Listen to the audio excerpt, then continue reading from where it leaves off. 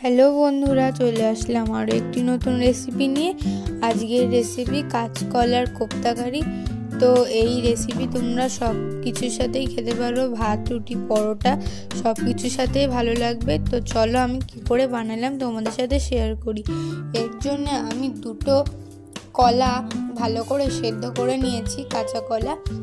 মাঝখান দিয়ে দুটো ফাল মতো করে নিয়ে গায়ে সেদ্ধ করে গায়ের খোসাগুলো আমি বার করে নিলাম।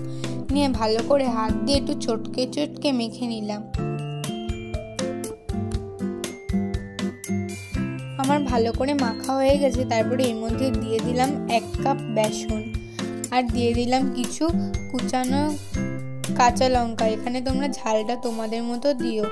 আর দিয়ে দিলাম ধনেপাতা কুচি, আর দিয়ে দিলাম আদা বাটা, আর এর মধ্যে দিয়ে দিলাম একটু জিরে গুঁড়ো। দিয়ে ভালো করে মেখে নিলাম, নিয়ে একটা ডো মতো করে নিলাম। তারপরে হাতে একটু সর্ষের তেল মাখিয়ে নিয়ে একটুখানি রুটি যেমন করে বেলে ওরকম একটু গোল মন্ড মতো করে হাতের তালুর সাহায্যে একটু চ্যাপটা চ্যাপটা করে দিলেই রেডি। আমার এখানে সবগুলো করা হয়ে গেছে।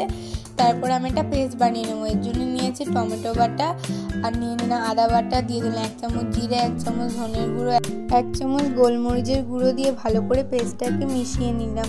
তারপরে কড়াই তেল গরম করে দিয়ে এর মধ্যে দিয়ে দিলাম 1 চামচ জিরে, দিয়ে ওর মধ্যে দিয়ে দিলাম করে রাখা পেস্ট, দিয়ে ভালো করে একটু কষানো হয়ে গেলে এর মধ্যে দিয়ে দিলাম 1 চামচ হলুদ গুঁড়ো, আর দিয়ে দিলাম 1 চামচ কাশ্মীরি রেড চিলি পাউডার রঙের জন্য, দিয়ে ভালো করে আরেকটু কষিয়ে নিলাম। তারপর এর মধ্যে দিয়ে দিলাম ভেজে রাখা আলু, দিয়ে আরেকটু ভালো করে কষা কষা করে নিয়ে এর মধ্যে দিয়ে দিলাম পরিমাণ মতো জল, দিয়ে আরেকটু ভালো করে নাড়িয়ে চাড়িয়ে আমি এখানে 10 মিনিট, তারপর একটু হালকা স্বাদ অনুযায়ী লবণ দিয়ে ভালো করে নাড়িয়ে চাড়িয়ে দিয়ে দিলাম 10 মিনিট মতো ঢাকা, যাতে আলুটা সেদ্ধ হয়ে যায়। তারপরে আমি একটা কড়াই গরম করে এর মধ্যে দিয়ে দিলাম কোপ্তা কারিগুলো, দিয়ে ভালো করে লাল লাল করে আমি ভেজে নেব।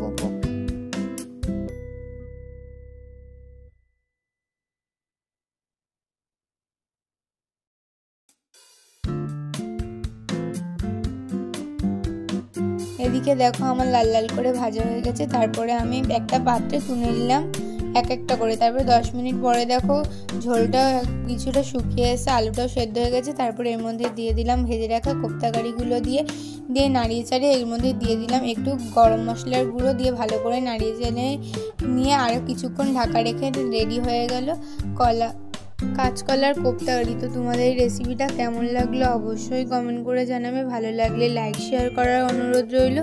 আজ এই পর্যন্ত, আবারও হাজির হবো অন্য কোনো রেসিপির সাথে। ফেসবুক থেকে দেখলে পেজটি ফলো করার অনুরোধ রইল, আর ইউটিউব চ্যানেল থেকে দেখলে চ্যানেলটি সাবস্ক্রাইব করার অনুরোধ রইল। তা আজ এই পর্যন্ত, টাটা।